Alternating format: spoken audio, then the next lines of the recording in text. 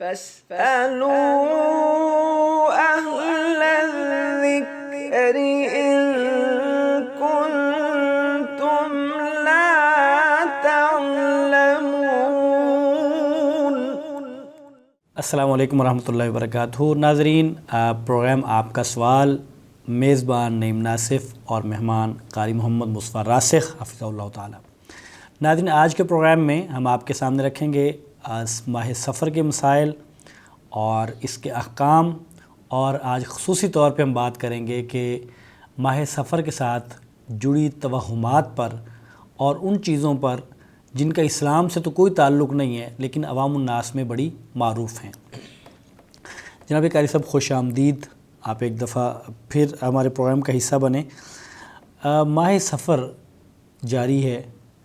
اور وہ تمام رسوم اور توہمات بھی جاری ہیں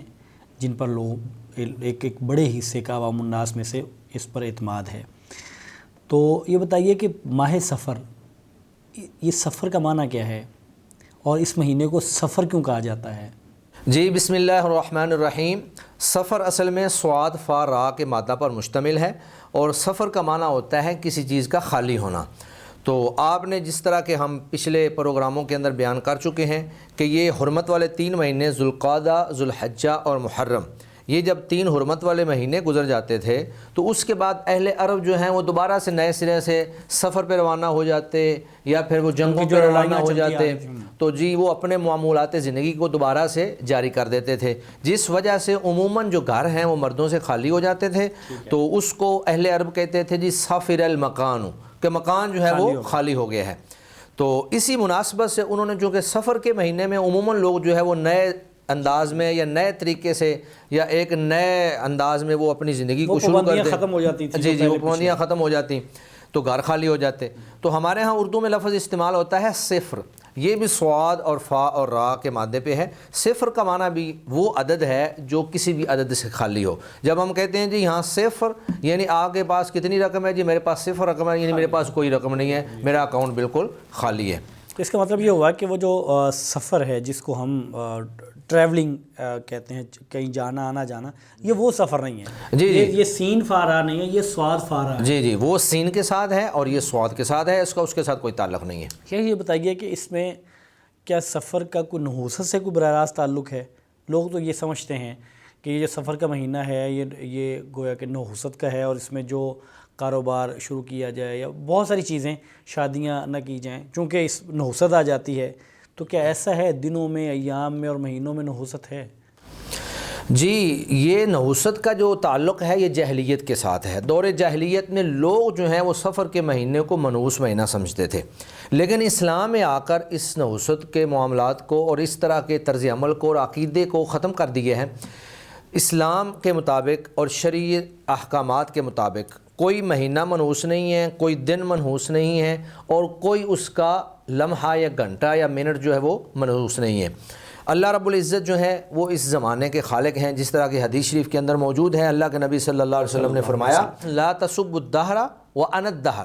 کہ اللہ فرماتے ہیں کہ تم زمانے کو برا بلا نہ کہو کیونکہ میں زمانہ ہوں، یا محدثین کہتے ہیں کہ یہاں لفظ محذوف ہے وانا خالق الدہر، میں زمانے کو پیدا کرنے والا ہوں۔ تو گویا کہ جو خالق ہوتا ہے، جو موجد ہوتا ہے، کسی چیز کو پیدا کرنے والا ہوتا ہے، اگر ہم اس کی پیدا کردہ یا ایجاد کردہ چیز کے اوپر تنقید کریں گے، وہ گویا کہ اس کے موجد کے اوپر تنقید آپ کر رہے ہیں۔ کسی مہینے کے اندر یا کسی دن کے اندر یا کسی دن کے 1 گھنٹے کے اندر یا کسی لمحے کے اندر کوئی نحوست نہیں پائی جاتی ہے، کیونکہ وقت کا خالق اللہ ہے، اور اللہ رب العزت کی تخلیق کردہ کوئی بھی چیز منحوس نہیں ہو سکتی ہے۔ اگر نحوست ہے تو وہ ہماری بدعملیاں ہیں، ہماری معصیت ہے، نافرمانی ہے، جس کی وجہ سے معاملات کے اندر نحوست آتی ہے۔ اور نبی مکرم صلی اللہ علیہ وسلم کی صحیح حدیث ہے، بخاری شریف کے اندر موجود ہے۔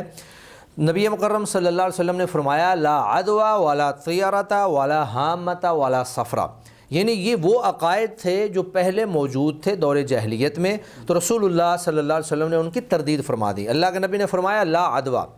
کوئی ادوا نہیں ہے، یعنی کوئی بیماری جو ہے وہ متعدی نہیں ہے، ایک سے دوسرے کو کوئی بیماری نہیں لگتی ہے۔ پھر اللہ کے نبی نے فرمایا ولا طیرۃ، کوئی بدشگونی نہیں ہے۔ تو دور جاہلیت کے اندر بدشگونی کی بے شمار جو ہیں وہ قسمیں تھیں، مختلف انداز میں وہ مختلف چیزوں سے بدشگونیاں لیا کرتے تھے۔ پھر اللہ کے نبی نے فرمایا ولا حامۃ، اور کھوپڑی بھی نہیں ہے، یہ الو کی کھوپڑی یا الو کے حوالے سے وہ بدشگونی لیا کرتے تھے۔ اور آخر میں اللہ کے نبی نے فرمایا کہ ولا سفرا، اور سفر کے مہینے کی بھی کوئی بدشگونی نہیں ہے۔ تو یہ رسول اللہ صلی اللہ علیہ وسلم نے بڑی صراحت کے ساتھ سفر کے مہینے کے حوالے سے بھی وضاحت کر دی کہ سفر کے مہینے میں سفر کرنا یا اس مہینے کے اندر کوئی کاروبار شروع کرنا یا کسی بھی اعتبار سے اس کو منحوس سمجھنا، یہ شرعی اعتبار سے اور اسلام کے اندر اس کا کوئی تصور نہیں ہے۔ اسی طرح کی ایک دوسری حدیث جو ہے وہ صحیح الجامع کے اندر امام البانی رحمہ اللہ نے اس کو صحیح قرار دیا ہے، بیان فرمایا ہے۔ وہ فرماتے ہیں کہ من ردت الطیرۃ عن حاجتہ فقد اشرک، جس شخص کو یہ بدشگونی یا یہ جو پرندے ہیں ان کی فعال یہ چیز روک دے کوئی بھی کام کرنے سے، فقد اشرک، اس نے اللہ کے ساتھ شرک کیا ہے۔ تو اسلام کی روح سے، شریعت کی روح سے کوئی مہینہ بے شک وہ سفر کا مہینہ ہے یا کوئی دوسرا مہینہ ہے، کوئی دن بے شک وہ جمعہ کا ہے یا جمعرات کا ہے یا کوئی دوسرا دن، یا پھر اسی طرح اس کا کوئی لمحہ، اس کی اسلام کے اندر کوئی نحوست موجود نہیں ہے، اور اسلام ان کی نحوست کے حوالے سے ہمیں کوئی چیز نہیں بیان فرماتا ہے۔ اور یہ نحوست کا تصور جیسے آپ بتا رہے ہیں کہ جاہلیت کا تصور ہے، جی جی، میں حیران ہوتا ہوں۔ میں بلکہ آپ کو ایک بڑا ایک مزے کا ایک واقعہ سنا دوں۔ جب میں پڑھتا رہا، یعنی بچپن کی بات ہے، لاہور میں جب میں پڑھنے کے لیے آیا تو میں اور میرا ایک دوست جس کی بچپن میں ہی شادی ہو گئی تھی، بچپن سے مراد یہ ہے کہ چھوٹی عمر میں شادی ہو گئی، ہم دونوں اردو بازار کے لیے کتابیں ہم نے لینی تھی، ہم وہاں چلے گئے۔ تو اب چونکہ اس دوست کی شادی ہوئی تھی تو میری شادی نہیں ہوئی تھی، تو وہاں ایک صاحب بیٹھے تھے، وہ ایک طوطا اور وہ مطلب خط رکھ کے اس کو فال نکال رہے تھے اور وہ سا، تو ہمیں شرارتاً ہم چلے گئے، ہم نے ظاہر تصدیق نہیں کرنی تھی، ہم شرارتاً اس کے پاس چلے گئے۔ تو میں نے اسے کہا، میں نے کہا بابا جی آپ ہاتھ دیکھ لیتے ہیں؟ انہوں نے کہا میں دیکھ لیتا ہوں۔ میں نے کہا بابا جی میرا ہاتھ دیکھیں، بتائیں کہ اللہ تعالیٰ مجھے بیٹی دیں گے کہ بیٹا دیں گے؟ حالانکہ آپ کی شادی میری شادی نہیں ہوئی تھی۔ انہوں نے میرا ہاتھ دیکھا اور مطلب ایک کاغذ پہ یوں کر کے 2-4 لائنیں ادھر کو لگائیں اور بڑے دھیان سے، جیسے کہ وہ بڑی عمیق اور گہری نظر سے اور بڑا کچھ سوچ و فکر کے بعد اس نے کہا کہ اللہ تعالیٰ بیٹا عطا کریں۔ وہاں کا کمال ہو گئی، خوش ہو گیا۔ اب جو 7 دوست تھا اس کی شادی ہوئی تھی،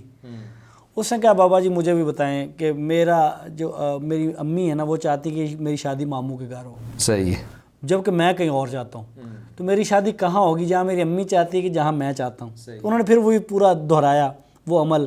انہوں نے لائنیں شائنیں لگائیں اور یوں کہ دیکھا، تو انہوں نے کہا نہیں جہاں تم چاہتے ہو وہاں ہو جائے، وہاں شادی ہو گئی۔ تو اس بیچارے نے 10 روپے لینے تھے، اس نے ہمیں خوش کرنا تھا، اس نے ہمیں خوش کر دیا۔ جی جی، اب ظاہر ہے وہ ہم نے چونکہ ایک شرارتاً اور ایک آزمانے کے طور پہ ہم کر رہے تھے، اگر عقیدتاً کرتے تو ہم مان لیتے، صحیح، چونکہ ہم شرارت کے طور پہ کر رہے تھے تو ہماری ہنسی نکل گئی اور اس کو اندازہ ہو گیا کہ یہ اس نے یہ مذاق کیا ہے میرے ساتھ۔ یعنی یہ بات بتانے کی، اب دیکھیں کہنے کو وہ ایک بچپن تھا اور ہم نے غلط بیانی کی، اللہ تعالیٰ ہمیں معاف فرمائے۔ تو کہنے کی بات یہ ہے کہ یہ وہ لوگ ہیں جو آپ کو وہاں فٹ پاتھ پہ بیٹھ کے آپ کو بتا رہے ہوتے ہیں کہ فلاں آپ کا نقصان ہو جائے گا، یہ نہیں کرو گے تو یہ فلاں فائدہ ہو جائے گا، اور لوگ اس پہ عمل کر رہے ہوتے ہیں، جی جی، اور لوگوں کی تقدیریں بتا رہے ہوتے ہیں، ان کی کامیابیاں اور ان کی ناکامیاں بتا رہے ہوتے ہیں۔ تو صرف یہ ہے کہ جب تک یہ شعور ہم میں نہیں آتا، اب آپ صلی اللہ علیہ وسلم کی حدیث مبارکہ اتنی وضاحت کے ساتھ ہو اس سفر کے مہینے کے بارے میں کہ سفر میں کوئی نحوست نہیں ہے، جی جی، اور پاکستان کی عوام الناس کا ایک بڑا حصہ اس کو نحوست سمجھتا ہو، تو کہاں گیا شعور، اور کہاں گیا دین، اور کہاں گیا اسلام، اور کہاں گیا آپ صلی اللہ علیہ وسلم کی محبت؟ جی جی۔ اچھا شیخ یہ فرمائیے، آپ کی بات رہتی تو نہیں ہے؟ جی میری بات مکمل ہو گئی۔ اچھا جب یہ اس میں نحوست نہیں ہے تو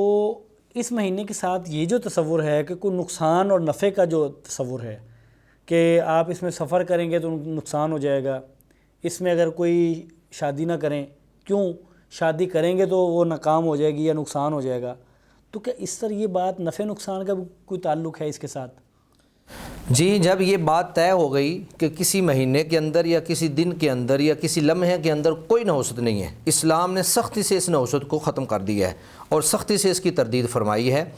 تو اصل بات یہ ہے کہ اللہ رب العزت نے ہمیں ایک عقیدہ دیا ہے، اور وہ عقیدہ یہ ہے کہ ہر نفع اور نقصان کا مالک صرف اللہ رب العزت ہے۔ قرآن مجید میں بے شمار آیات کے اندر یہ معنی جو ہے وہ پایا جاتا ہے۔ ایک جگہ اللہ رب العزت فرماتے ہیں قُلْ لَا أَمْلِكُ لِنَفْسِي نَفْعًا وَلَا ضَرًّا إِلَّا مَا شَاءَ اللَّهُ، کہ اے نبی صلی اللہ علیہ وسلم آپ ان کو یہ کہہ دیجئے کہ میں اپنی جان کے لیے بھی کسی نفع اور نقصان کا مالک نہیں ہوں الا ماشاء اللہ، مگر جو اللہ رب العزت چاہے۔ تو یہاں اس آیت کے اندر بھی گویا کہ اس بات کی طرف اشارہ ہے کہ نفع اور نقصان کا مالک صرف اللہ کی ذات ہے، اللہ کے علاوہ انبیاء کے اندر بھی یہ اختیار نہیں کہ وہ کسی کو نفع اور نقصان دے سکیں الا ماشاء اللہ، مگر جو اللہ چاہے۔ تو اسی طرح جب انبیاء کرام جو اللہ رب العزت کے مقرب ترین اور اللہ رب العزت کے مبعوث کیے ہوئے محترم ترین لوگ ہوتے ہیں اور مقدس ترین ہستیاں ہوتی ہیں، جب وہ نفع نقصان کی مالک نہیں اور ہے، ان کے سردار جی، نبیوں کے اور بھی پھر سردار سید الرسل جناب محمد الرسول اللہ صلی اللہ علیہ وسلم جب وہ نفع اور نقصان کے مالک نہیں ہیں، تو پھر یہ عام دنوں کو نفع نقصان کا مالک سمجھ لینا یا اس کے کچھ لمحات کو نفع نقصان کا مالک سمجھ لینا، یا جیسے آپ نے وہ طوطے کی مثال دی اور اس کا ایک قصہ جو ہے آپ نے سنایا، اب یہ بیچارہ طوطا جو لوگوں کو ان کی قسمتیں بتا رہا ہوتا ہے، تو یہ اپنی قسمت تو اس کی بیچارے کی ماری گئی۔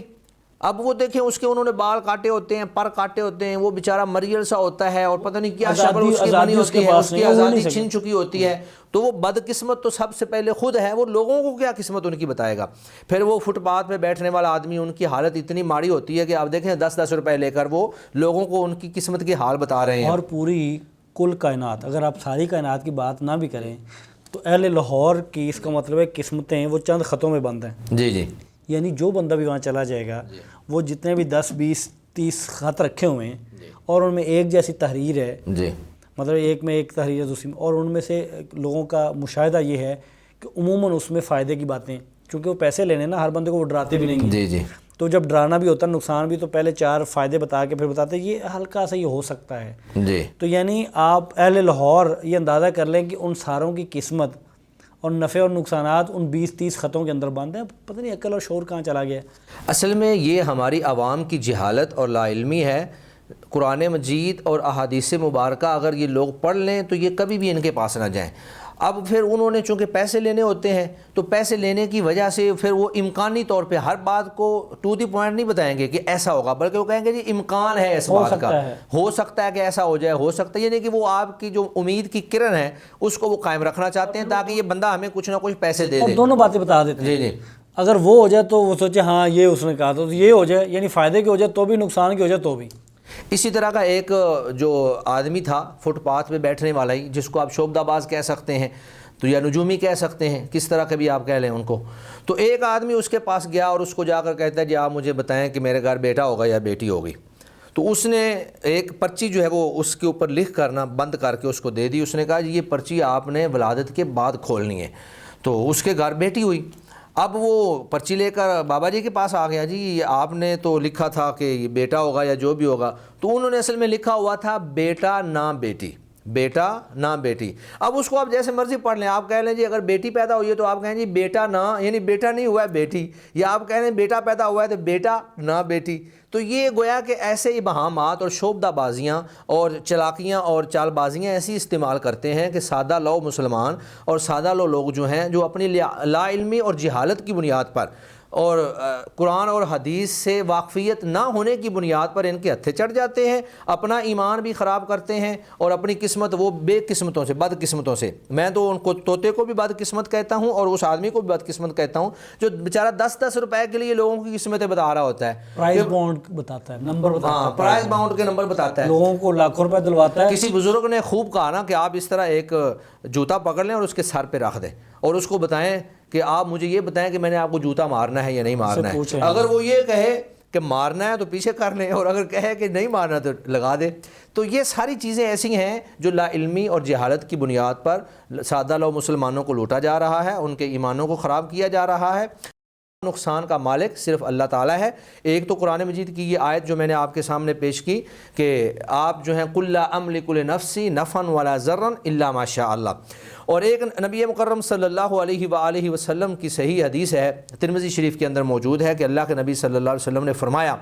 کہ آپ اس بات کو جان لیں کہ اگر ساری کی ساری امت اس بات پر جمع ہو جائے کہ وہ آپ کو کوئی نقصان دینا چاہے لیکن اللہ نہ چاہتا ہو تو وہ آپ کا بال بھی بیکا نہیں کر سکتا ہے الا ماشاء اللہ، مگر جو اللہ چاہے۔ اور پھر دوسری طرف فرمایا کہ اگر ساری کی ساری امت، حتیٰ کہ بعض روایات میں یہ بھی الفاظ ہیں کہ انسانوں کے ساتھ جن بھی مل جائیں اور وہ سارے مل کر آپ کو نفع دینا چاہیں، لم ينفعوک الا ما شاء اللہ، وہ آپ کو کوئی نفع نہیں پہنچا سکتے مگر جو اللہ تعالیٰ نے آپ کے مقدر میں لکھ دیا ہے۔ اور ایک جگہ اللہ رب العزت فرماتے ہیں کہ وَيَعْبُدُونَ مِن دُونِ اللَّهِ مَا لَا يَضُرُّهُمْ وَلَا يَنفَعُهُمْ، یہ ایسی چیزوں کی عبادت کرتے ہیں، ایسی چیزوں کو پوجتے ہیں جو نہ ان کو نفع دے سکتے ہیں نہ ان کو نقصان دے سکتے ہیں۔ تو جب یہ طوطے والے بندے کے پاس جاتے ہیں، نجومی کے پاس جاتے ہیں، تو یہ گویا کہ یہ عقیدہ لے کر جاتے ہیں کہ یہ بندہ ہمیں جو کچھ بتلائے گا وہ بالکل صحیح ثابت ہوگا، لیکن تجربے سے جس طرح آپ نے اپنے واقعہ سے بتلایا تو تجربے سے یہ بات ثابت ہوئی ہے کہ یہ ان کی شعبدہ بازیاں ہوتی ہیں، ان کے پاس وحی نہیں آتی ہے، وہ علم غیب نہیں جانتے ہیں،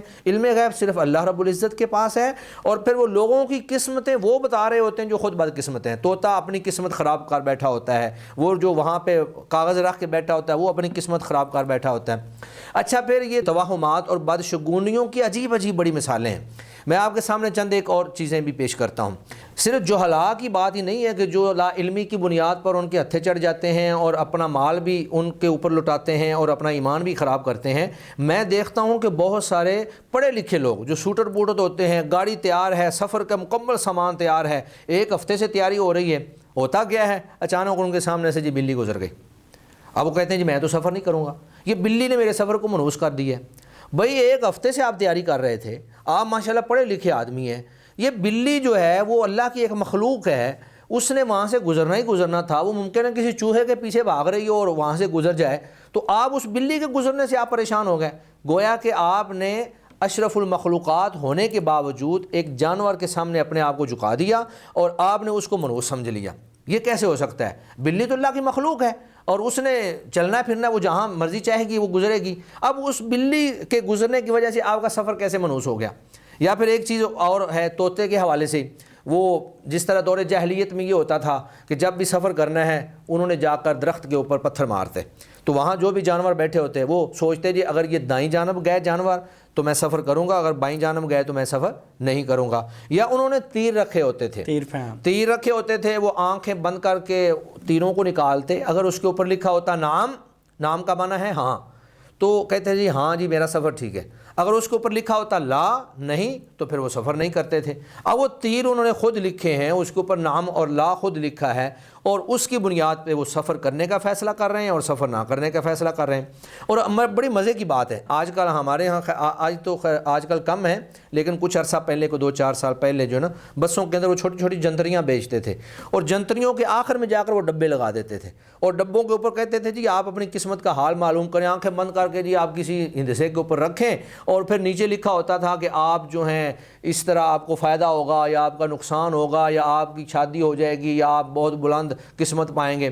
تو یہ ساری چیزیں جو ہیں یہ توہمات ہیں، بدشگونیاں ہیں، فعال ہیں، اور اللہ کے نبی صلی اللہ علیہ وسلم نے اس حدیث کے اندر لا عدوہ ولا طیرۃ ولا حامۃ ولا صفرہ، اس حدیث کے اندر ان سب چیزوں کا رد کیا ہے، اور پھر اگلی حدیث کے اندر ان کو شرک قرار دیا ہے کہ من ردتہ الطیرۃ عن حاجتہ فقد اشرک، جس کو فعال نے سفر کرنے سے یا کاروبار کرنے سے یا شادی کرنے سے روک دیا، اس نے گویا کہ شرک کیا۔ تو ہمارے معاشرے کے اندر جو ایک بڑا ایک چیز پائی جاتی ہے، وہ کہتے ہیں جی سفر کے اندر شادی نہیں کرنی ہے۔ وجہ کیا ہے جی؟ جو سفر میں شادی کرتا ہے وہ ہمیشہ سفر پہ ہی رہتا ہے، حالانکہ وہ سفر جو ہے وہ سین کے ساتھ ہے اور یہ سفر جو ہے یہ سواد کے ساتھ ہے۔ عجیب و غریب قسم کی توہمات پائی جاتی ہیں۔ اصل میں یہ چیزیں نا میں تو ان کو میری نظر میں تب چھوٹی ہو جاتی ہیں جب وہ یہ جو باتیں نا کہ وہ ایک میسیج آتا ہے موبائل پہ یا کوئی آپ کو لیٹر دیتا ہے جی، اور یا کوئی پمفلٹ دے کے نا، تو جب آپ پڑھتے ہیں تو اس پہ لکھا ہوتا ہے کہ فلاں ایک بڑا نیک آدمی سا، اس کو حرم میں خواب آیا، اس نے خواب میں دیکھا کہ فلاں وقت میں قیامت آنے والی ہے اور یہ ہونے والا ہے۔ آخر میں لکھا ہوتا ہے کہ یہ 50 اس کے نا کاپیاں کروا کے آگے اس کو تقسیم کریں گے تو آپ کا یہ فائدہ ہو جائے گا، اور اگر آپ نے کہا کہ یہ صحیح نہیں ہے تو آپ کا نقصان ہو جانا ہے، کوئی بندہ مر بھی سکتا ہے۔ اور قوم اس پہ بھی یقین کر لیتی ہے جی، قوم اس ڈر سے اس کو تقسیم کرتی ہے کہ کہیں میرا نقصان نہ ہو جائے۔ اب ایسی قوم جو اس بات کو جس کا کوئی حوالہ نہیں ہے, جس کا کوئی ریفرنس نہیں ہے, وہ نیک آدمی کون ہے اور نیک آدمی کا خواب کو ضروری ہے کہ سچا ہے, قیامت کا حدیث کہتی ہے کہ ہمیں پتہ نہیں ہے کب آنی ہے, وہ کیسے بتا سکتا ہے. اور پھر ایک کوئی ایسی چیز, ہمیں تو یہ نہیں کہا گیا کہ قرآن مجید جس نے پڑھا ہے نا وہ اس کو آگے تقسیم نہیں کرے گا تو نقصان ہو جائے گا. تو مطلب یہ کیسی چیزیں ہیں جس پر قوم یقین کر لیتی ہے. اور میں آپ کو ایک اور واقعہ سناؤں, آج میں آپ کو ایک واقعہ پہلے سنا, ایک اور سنا جی. میں یہ بھی بچپن میں ہمارے فیملی ممبر میں ایک خاتون تھیں, تو ہم سارے ایک کمرے میں گھر میں بیٹھے ہوئے تھے, تو وہ لیٹی ہوئی تھیں, باتیں کر رہے سارے. تو میں ایک چارپائی سے دوسری چارپائی کی طرف میں نے جانا تھا, تو میں ان کے اوپر سے پھلانگ کے ان کو دوسری چارپائی پہ چلا گیا. تو انہوں نے مجھے کہا کہ نہیں واپس آؤ, واپس ایسے ہی واپس آؤ. اوپر سے ان کا واپس آؤ. میں واپس آ گیا, چھوٹا تھا میں نے کہا کیا ہوا؟ انہوں نے کہا کہ نہیں ایسے بیٹا آئندہ نہیں کرنا, اس طرح قد نہیں بڑھتا. یعنی جو لیٹا ہوا تھا اس کا قد نہیں بڑھنا تھا, لہٰذا واپس ہو تاکہ قد بڑھے. تو یہ وہ ساری چیزیں ہیں جو, حالانکہ آپ نے دوبارہ اوپر سے جب ان کو لگوا لیا وہ تو اور آپ کا قد نیچے دب گیا. 2 دفعہ میں گزر گیا ہوں. تو بہرحال یہ قوم توہمات ہیں, اور اس میں یہ بات آپ کی صحیح ہے کہ اس میں صرف یہ جہلاء کی بات نہیں ہے, اس میں تعلیم یافتہ لوگ اور جو باشعور طبقات اور حلقات جن کو کہا جاتا ہے وہ بھی اس میں موجود ہیں. جی نعیم صاحب, میں سمجھتا ہوں کہ دراصل ہم ہندوؤں کے ساتھ یہاں پاکستان میں رہے ہیں, ایک لمبا عرصہ ہندوؤں کے ساتھ ہم رہے ہیں, تو ہندوؤں کے اندر توہم پرستی بہت زیادہ ہے. وہ آج بھی بہت زیادہ ہے. وہاں آج بھی انہوں نے کروڑوں اپنے بت بنا رکھے ہیں. وہ کبھی بندر کو اپنا ہنومان اور اپنا جو رب ہے وہ ماننا شروع کر دیتے ہیں, کبھی سانپ جو ہے اس کی پوجا شروع کر دیتے ہیں, کبھی کتے کی پوجا شروع کر دیتے ہیں. ان کی توہم پرستی اتنی زیادہ ہے کہ جس بھی چیز کے اندر کوئی منفرد چیز دیکھ لیں, پانی کے اندر اگر کسی کنویں میں منفرد چیز لیں تو وہاں اس کو رب ماننا شروع کر دیتے ہیں. گائے کے اندر وہ منفرد چیز انہوں نے دیکھی ہوئی کہ یہ دودھ دیتی ہے تو اس کا پیشاب بھی پینا شروع کر دیتے ہیں اور اس کو اپنا جو ہے گاؤ ماتا کہنا شروع کر دیتے ہیں. تو چونکہ ہم مسلمان لوگ ایک لمبا عرصہ ان کے ساتھ رہے ہیں, تو ان کے ساتھ رہنے کی وجہ سے جس طرح ان کے اندر توہم پرستیاں تھیں, پیدائش کے اوپر دیکھیے, جب بچہ پیدا ہوتا ہے تو وہ کہتے ہیں جی کوئی عورت دوسری جو ہمارے گھر میں نہ آئے, اور پھر وہ شری ایک جو درخت ہے اس کے پتے اور اسی طرح مرچ جو ہے وہ درخت وہ اپنے گھر کے سامنے اس کو لٹکا دیتے ہیں, جی اس سے نحوست گھر میں نہیں آتی ہے. حالانکہ وہ پتوں نے کیا کرنا ہے, یا وہ مرچیں جو آپ نے لٹکائیں انہوں نے کیا کرنا ہے. اسی طرح جب کسی کی شادی ہوتی ہے تو شادی بیاہ کے موقع پر جو ہے وہ بہت ساری گندم یا اور اس طرح اناج لے کر وہ جو ہے دلہن ہے وہ اپنے اوپر پھینکتی ہے, یا اسی طرح وہ کچھ پتے لے کر شاید شنی یا شاید نیم کے پتے لے کر وہ ایک دوسرے کو مارتے ہیں. تو عجیب و غریب قسم کی جو ہے رسومات ہیں, اور یہ سارے توہمات ہیں, ان کا شریعت کے ساتھ کوئی تعلق نہیں ہے. یہ سارے آئے ہیں ہمارے پاس ہندوؤں سے. تو ہندو جب پاکستان اور ہندوستان الگ ہو گئے, اس کے بعد بھی جب تک ہمارے اندر شعور نہیں آ جاتا, قرآن و حدیث کا علم عام نہیں ہو جاتا, اس وقت تک یہ قوم کے اندر چل رہا ہے اور آج بھی چل رہا ہے. تو اسی لیے وہ شادی بھی نہیں کرتے ہیں سفر کے مہینے کے اندر. تو میں تو دیکھ کر یہ حیران ہوں کہ یہ انگوٹھی, بعض لوگوں نے انگوٹھیاں پہنی ہوتی ہیں اور انگوٹھیوں کے اندر نا خاص قسم کے باقاعدہ انہوں نے پتھر ڈالے ہوتے ہیں. مثلا وہ کہتے ہیں جی یہ نیلم ہے, یہ فروزہ ہے, یہ عقیق ہے, اور پھر ان میں سے ہر پتھر کے ساتھ ایک توہم پرستی جو ہے وہ قائم ہوتی ہے. جی یہ آگ سے بچاتا ہے, یہ دشمن سے بچاتا ہے, یہ رزق لے کے آتا ہے. یہ پتھر ایسے نہیں انہوں نے ڈالے ہوتے, یہ باقاعدہ اپنا ایک اس کے ساتھ غلط عقیدہ بھی اس کے ساتھ منسلک ہوتا ہے. کچھ ٹھنڈے ہوتے ہیں, کچھ گرم ہوتے ہیں, کچھ ٹھنڈے ہوتے ہیں, کچھ گرم ہوتے ہیں. تو یہ سارے غلط عقائد جو ہیں یہ سارے ہندوؤں سے یہاں ہمارے ہاں مسلمانوں کے اندر رائج پا گئے ہیں, رائج ہو گئے ہیں, اور یہ ویسے ہی چل رہے ہیں. تو میں حیران یہ ہوتا ہوں, میں کہتا ہوں جی ہم کہتے ہیں کہ بت جو ہے, بت ہمیں کچھ نہیں دیتے, اور سیدنا ابراہیم علیہ السلام نے پہلے بتوں کو توڑا, پھر اس کے بعد پیارے نبی صلی اللہ علیہ وسلم نے بتوں کو توڑا, اور ہم کہتے ہیں کہ ہندو جو ہیں وہ بتوں کو پوجتے ہیں اور بت کو پوجنا جو ہے شرک ہے. حیران میں یہ ہوتا ہوں کہ جو اگر بت بڑا ہو اور بڑے بت کو پوجنے سے شرک ہوتا ہو اور انسان کافر ہو جاتا ہو, تو یہ جو آپ نے انگوٹھی کے اندر چھوٹا سا بت ڈالا ہوا ہے, کیا اس سے آپ مسلمان کے مسلمان ہی ہیں؟ تو ایک موحد شخص, ایک اللہ کو ماننے والا توحید پرست انسان جو ہے وہ ان سارے کے سارے توہمات سے, ان ساری چیزوں سے وہ نہیں ڈرتا ہے. اس کو پتہ ہے کہ نفع نقصان کا مالک اللہ ہے, میرے لیے اگر کوئی نفع ہے تو وہ بھی اللہ کے پاس ہے اور نقصان ہے تو وہ بھی اللہ کے پاس ہے. یہ بت میرا کیا بگاڑ سکتے ہیں؟ یہ وہی بت ہیں جو باہر سے اٹھا کے لا کر اس کو تراش خراش کے ہم نے بت بنا لیا, اور اس کے بعد وہ ہماری حاجتیں پوری کرنا شروع ہو گیا. یہ کسی شاعر نے کیا خوب کہا ہے کہ یہ ایک سجدہ جسے تو گراں سمجھتا ہے, 1000 سجدوں سے دیتا ہے آدمی کو نجات. تو جب تک ہم توحید پرست نہیں ہوں گے، ایک اللہ کی عبادت کرنے والے نہیں ہوں گے، نفع نقصان کا مالک اللہ کو نہیں سمجھیں گے، اس وقت تک ہم بتوں سے بھی ڈریں گے، درختوں سے بھی ڈریں گے، شجر سے بھی ڈریں گے، حجر سے بھی ڈریں گے، قبر سے بھی ڈریں گے، اور ہر وہ چیز جس کے اندر ہمیں کوئی منفرد یا کوئی نمایاں چیز نظر آئے گی ہم اس سے ڈریں گے، جس طرح کے ہندو ڈرتے ہیں۔ تو اصل بات یہی ہے کہ جب ہم ایک اللہ کو پوجنے والے، ایک اللہ کی عبادت کرنے والے بن جائیں گے تو یہ ہماری ساری توہم پرستیاں، ہمارے سارے خوف اور ہمارے سارے ڈر جو ہیں وہ سارے کے سارے ختم ہو جائیں گے۔ نبی مکرم صلی اللہ علیہ وسلم کی ایک حدیث ہے کہ رات کو بارش ہوئی تو صبح جب ہوئی تو اللہ کے نبی صلی اللہ علیہ وسلم نے فرمایا کہ آج رات بعض لوگوں نے کفر کی حالت میں صبح کی ہے اور بعض لوگوں نے ایمان کی حالت میں صبح کی ہے۔ صحابہ نے پوچھا کہ یا رسول اللہ وہ کیسے؟ تو اللہ کے نبی صلی اللہ علیہ وسلم نے فرمایا کہ اللہ فرماتے ہیں کہ بعض لوگوں نے کہا ہے کہ مترنا بنوع کذا و کذا، کہ آج ہمیں بارش یہ فلاں فلاں جو ستارہ ہے نا اس کی وجہ سے بارش ہوئی ہے، تو انہوں نے تو اللہ کے ساتھ کفر کیا اور ستارے پر ایمان لے آئے۔ دوسری طرف جنہوں نے یہ کہا کہ یہ بارش جو ہے یہ اللہ کے فضل سے ہوئی ہے، انہوں نے اللہ رب العزت کے اوپر ایمان کا اظہار کیا۔ تو گویا کہ جس طرح لوگ جو ہیں وہ بتوں کو پوجتے ہیں یا کہانت کرواتے ہیں یا اسی طرح جو ہے بتوں سے امیدیں لگاتے ہیں، نفع نقصان کا مالک ان کو سمجھتے ہیں، ایک بہت بڑا طبقہ ایسا بھی ہے جو ستاروں کے اوپر ایمان لاتا ہے، ان کی زندگی کا جو پورا مدار ہے نا وہ ستاروں کے اوپر چل رہا ہوتا ہے، علم النجوم سے۔ علم النجوم آپ لوگوں نے اخبارات میں یہ جو سنڈے میگزین ہوتے ہیں اس کے اندر آپ پڑھتے ہیں جی یہ فلاں ستارہ ہے، یہ فلاں ستارہ ہے، اور پھر عجیب بات یہ ہے کہ ہر بندے نے اپنا ایک ستارہ منتخب کیا ہے جی، یہ باشعور لوگ ہیں جن کے بات کے پڑھے لکھے سب پڑھے لکھے، ہاں، لیکن میں ان پڑھوں لکھوں کو ان پڑھ ان کو میں سمجھتا ہوں، یہ نہیں یہ ایسا پڑھے ہوئے ہیں کہ ان کو دین کا کوئی علم نہیں ہے، دنیا کا تو ٹھیک ہے انہوں نے جتنا بھی پڑھ لیا ہے، لیکن جب دین کا شعور نہ ہو، اسلام کی معلومات نہ ہوں تو وہ کیا ان کے پاس علم ہے؟ وہ انہوں نے اپنے سٹار منتخب کیے ہوئے ہیں جی میرا فلاں سٹار ہے، میرا فلاں سٹار ہے، حتیٰ کہ میں نے کئی لوگوں کو یہ بھی دیکھا جی انہوں نے کہا جی آپ کی وہاں شادی کیوں نہیں ہو رہی جی ہمارا سٹار نہیں ملتا ہے، جی آپ نے فلاں کے ساتھ کاروبار کیوں نہیں کیا وہاں پہ ڈیل کیوں نہیں ہوئی جی وہ ہمارا سٹار نہیں ملتا ہے۔ تو بھئی یہ سٹار یہ بھی اللہ کی مخلوق ہیں، بلی بھی اللہ کی مخلوق ہے، طوطا بھی اللہ کی مخلوق ہے، یہ پتھر جو ہے یہ بھی اللہ کی مخلوق ہے، انگوٹھی کا پتھر بھی اللہ کی مخلوق ہے، یہ جتنی چیزیں ہیں یہ سب کی سب اللہ کی مخلوق ہیں،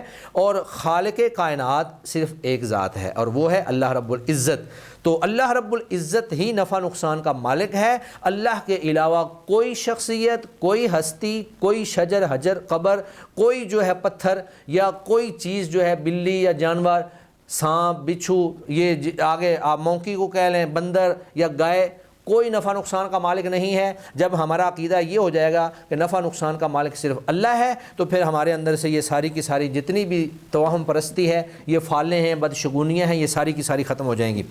اور یہاں میں ایک بات کا اضافہ کر دوں کہ ہمارے قومی سطح کے نیشنل لیول کے جو علم نجوم کے ماہر ہیں ان کی بہت ساری پیشین گوئی نہیں کہنا چاہیے، ان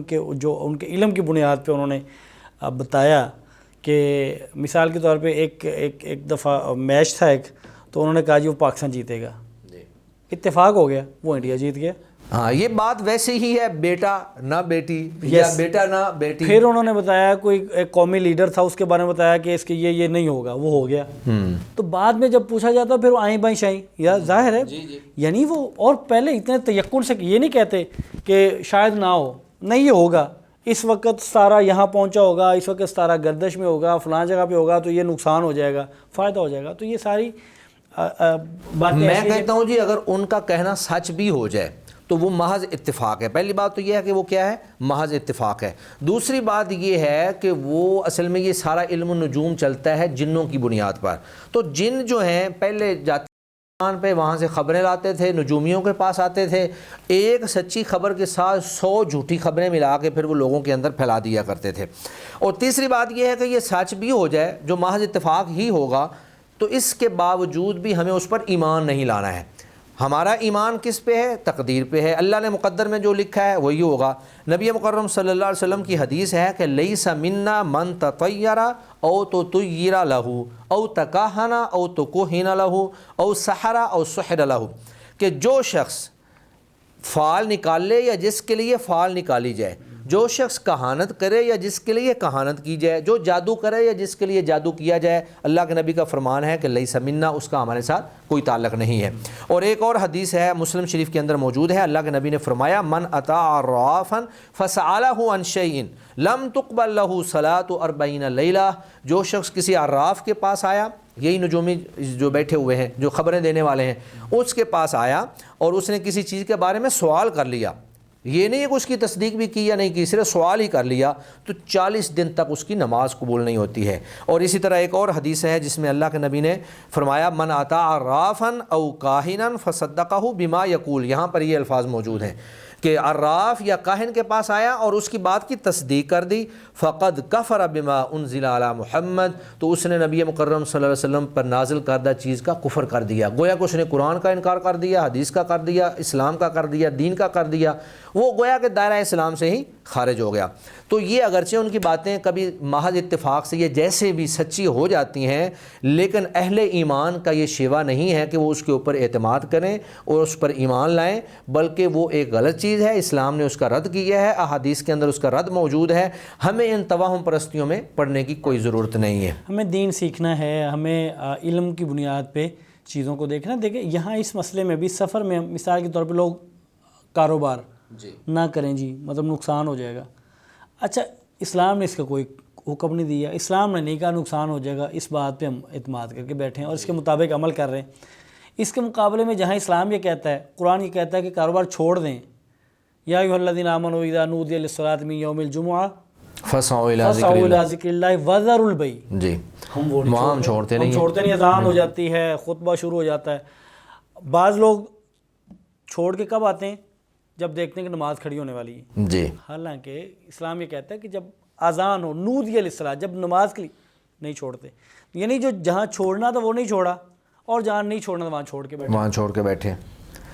بلکہ حدیث شریف کے اندر موجود ہے کہ اللہ کے نبی صلی اللہ علیہ وسلم نے فرمایا کہ میری امت کے 70,000 لوگ ایسے ہیں جو بغیر حساب و کتاب کے جنت میں جائیں گے، اور پھر جو ان کی صفات اللہ کے نبی نے بیان فرمائی ہیں وہ کیا ہیں؟ الذین لا یرقون ولا یسترقون، جو نہ دم کرتے ہیں نہ دم کرواتے ہیں، ولا یتطیرون، اور نہ ہی کسی سے فال لیتے ہیں، یہی فال کا جو آپ نے بتلایا۔ اور اس کے بعد کیا ہے؟ ایک بعض روایت مسلم کی روایت کے اندر یہ الفاظ بھی ہیں ولا یختمون، یعنی کہ وہ دواتے بھی نہیں ہیں، یہ علاج کا ایک طریقہ ہے۔ تو ان کا اعتماد کیا ہے؟ وعلی ربہم یتوکلون، وہ اللہ کے اوپر بھروسہ کرتے ہیں اور اللہ کے اوپر اعتماد کرتے ہیں، یعنی ان کا اعتماد اللہ پر اتنا زیادہ ہے کہ وہ اپنے علاج کے سلسلے میں بھی کسی چیز کے اوپر اعتماد نہیں کرتے ہیں۔ ان کا توکل جو ہے وہ دوائی پر نہیں ہے، دم پر نہیں ہے،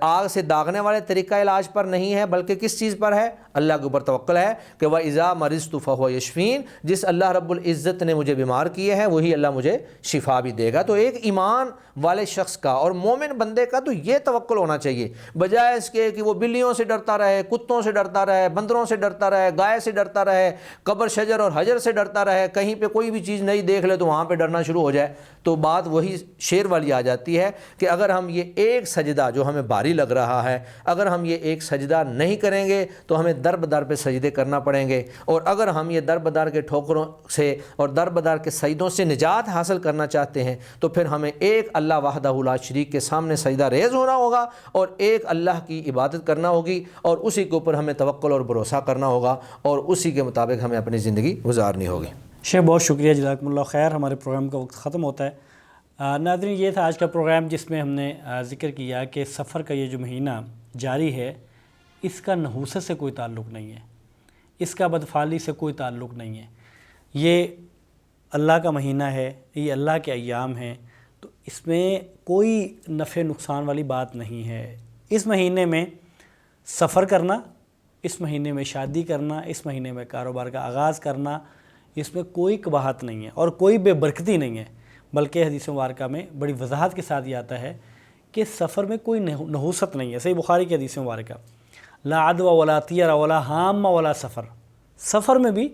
کوئی نحوست نہیں ہے۔ تو اس لیے اتنی وضاحت کے ساتھ جب